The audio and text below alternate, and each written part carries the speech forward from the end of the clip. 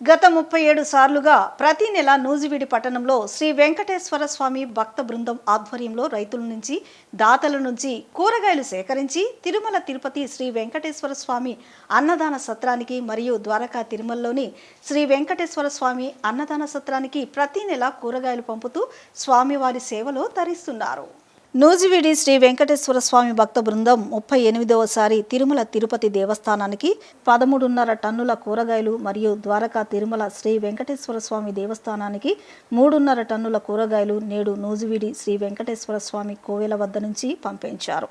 దేవరకుంట గ్రామానికి చెందిన వెంకటేశ్వర స్వామి భక్తులు సత్యనారాయణ మాట్లాడుతూ ప్రతి నెల కూరగాయలు తిరుమల తిరుపతి మరియు ద్వారకా తిరుమల శ్రీ వెంకటేశ్వర స్వామి వారి అన్నదాన సత్రాలకు చుట్టుపక్కల గ్రామాల నుంచి సేకరించి పంపించడం జరుగుతుందని, స్వామివారి సేవలో పాల్పంచుకున్నందుకు సంతోషంగా ఉందని, అంతేకాకుండా వాడపల్లికి కూడా శ్రీ వెంకటేశ్వర స్వామి అన్నదాన సత్రానికి 3 టన్నుల కూరగాయలు పంపించడం జరిగిందని తెలిపారు.